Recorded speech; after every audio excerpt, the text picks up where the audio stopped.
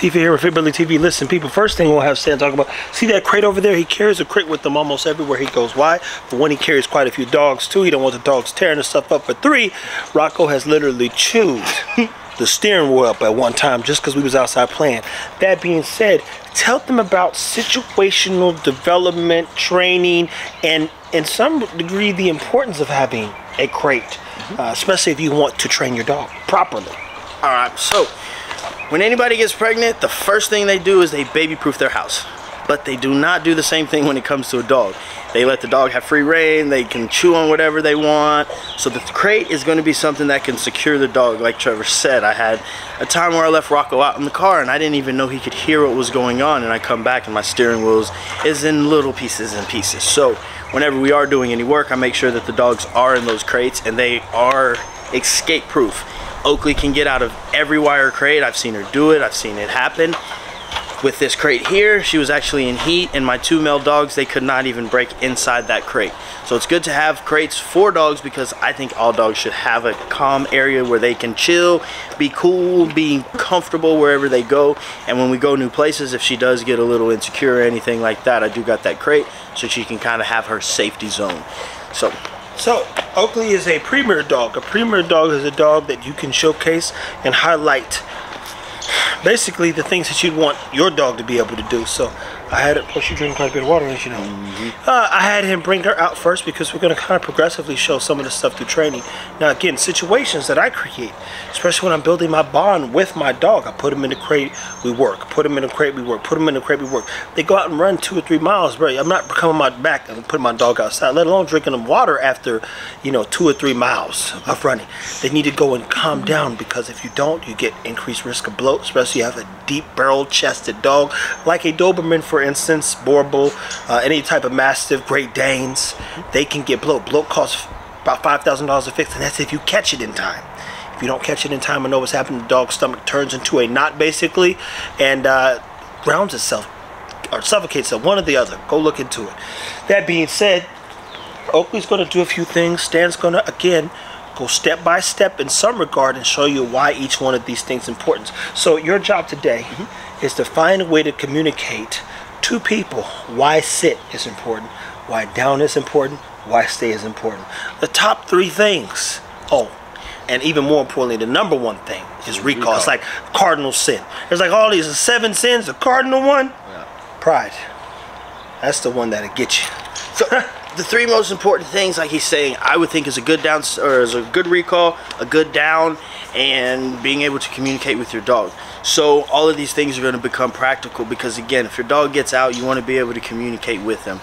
Sometimes you don't need them to return all the way back to you. Sometimes you might just need them to lay down. If they are on the other side of the street and they're thinking about coming back, you don't want to recall them. You want to be able to tell her down, stay, whatever it's going to be, and that dog stays in that position.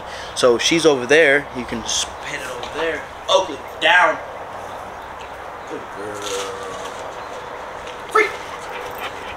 So if I needed her to be in a controlled position over there while this car passed, I can tell her exactly what I want her to do, and the importance of making sure that your dog understands what they're supposed to do whenever they hear those commands without having to repeat it, without having to have a treat or lure or anything like that, is, again, it's going to keep your dog safe. So whenever you are working with your dog, make sure they're doing what you want them to do, when you want them to, and how it is. But you have to show them, you have to test them, and then you have to train it. So you want to make sure you make the dog successful so many times so they're not even hesitating whenever they hear those commands. So tell them the importance about practicing good reps and what that looks like too. Cool. So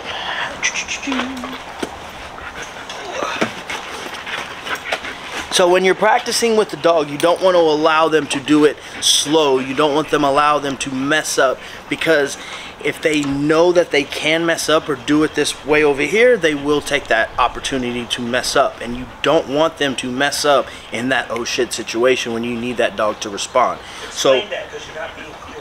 Messing up means what exactly? So messing up means not doing what they're asked. So in an instance, so if I'm asking her to down, and she does it, we're gonna reward it. Good. But if she was to sit or she was to spin around or do something else instead of the down command, and I rewarded that behavior, you're gonna lose value in your down command because it doesn't have any emphasis. So when we are working, I want to make sure she's paying attention. Good. And she's quick. Down. Good. Sit. That's not a sit. Good. Down. Free. So she starts learning that the only way that she does these down commands is that boom, and that's how she gets the reward. So if she was not to do it exactly how we would like, we would tell her nope, 9, she doesn't get whatever reward it's gonna be, and we would do it so she is successful and does it the right way. Come here. Out. You ready? Down. Good. So the recall is going to be another one. I like to use the whistle because it doesn't change. When you do get upset, when you're emotional, whatever, your voice is going to change. And technically that's a different command of the dog because they are very tone eccentric. So we want to make sure that she knows exactly what she's supposed to do with the whistle. So we'll get her away. And we're going to lure her into that position. And when she's there, you reward that behavior. So the dog starts understanding exactly what's expected whenever she hears these things. And we want to do it where we can control the outcome. You don't want to train your dog necessarily with a lot of stuff going on, because if she learns that she can ignore you sometimes, that sometimes is going to be in the worst possible opportunity. So start training your dog basically in an isolated area in a sense. More quiet, more less distracted. Didn't work up to that, right? Yes, sir. I would start in the house where, you know, you got a room where the other dogs are not, in the living room, kitchen, whatever, they're paying attention. And then I would move outside in the backyard where you can control what's going on, and then move to the front yard where somebody may be walking a dog. There's going to be a car that goes by. Somebody may honk a horn, whatever it's going to be. But you want to be able to control what is going on so you can make that dog successful. And listen, people, I know control can get... it can sound derogative even. Somebody, I don't want to be controlled. I don't want to control my dog. You ever met a proud parent? And you know what it's like when people are like, man, look at my kid. Or you know somebody said, man, your kid's got the best manners. A dog deserves the same respect, don't you? You feel good graduating. There's these moments in time that mean something can matter and make us appreciate the work that goes into it. Your dog needs the same respect. Respect means it needs the same attention. If you put any attention into your child or yourself getting up and going to work every day, every dog was created for some purpose. And any shepherd, any working dog, any companion dog, that purpose in alone needs to be fulfilled every day. It's like you go to work every day. I used to do T-Fit Hair with the kids. Parents used to say, do the kids need to work out for 8 hours? I said, don't you go to work? And then when they go to Holy Cross and the kid parent ain't got a paper trail, we just thank you so much. We're just so glad that, you know, that's the point though. This dog is a dog that needs stimulation, which means it's got to go to work every day. It's got to be better every day, which means he got to be better. I got to be better. We all got to be better. I stress the importance of training also because of the positions I've unfortunately been in at times where I could not take care of my dogs. Not financially, but I didn't have a place. So I needed to put my dog somewhere. My 90-year-old grandmother had to keep a pit bull. Imagine her chasing a pit bull around at 90. She can't raise her knees. She had 2 hip replacements. Therefore, her being able to say, Anaya, come back. Come inside. Let her out by opening the door and come back in. Game changer. Now it's like, shit, I'll watch some more dogs if you got them too. Because then she found joy in that in itself. So you're seeing Oakley show him tuck and some other tricks that you might know, man.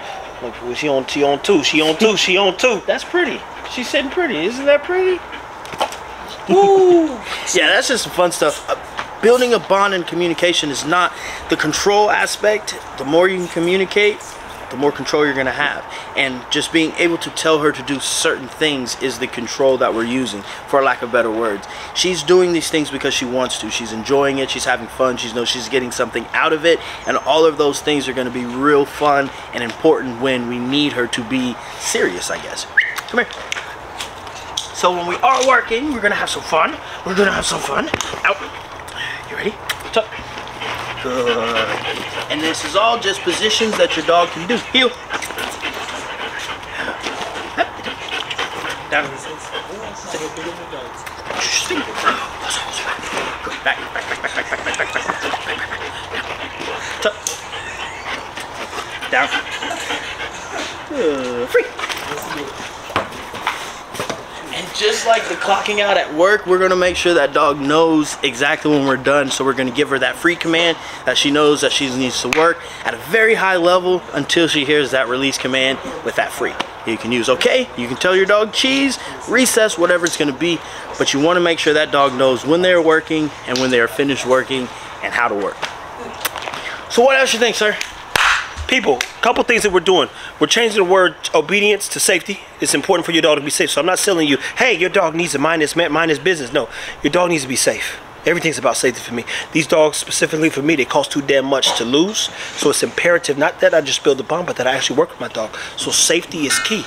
When we talk about control, I don't want to control my dog. I love watching my dogs play with other dogs, but like, you know, any great trainer or any person who owns a dog, you want the dog to kind of come back and be within arm's reach. If we do go places, we go a lot of places with our dogs because I'm always desensitizing and making sure that they're confident as can be, as confident as I am, which requires a lot of work. So that being said, we're about to show you a wired up dog, Mainaka. We'll start with her, then we'll work the ego, who's really wired up. Especially if he ain't been outside all day, you're like, oh God, this is gonna be a problem. I have to get a nigga a bone. Calm his ass down. And this again is just showing you the challenges and then more importantly, the opportunity to better the bond with you and a dog, your dog, another dog, your neighbor's dog, all dogs. Build the bond. Build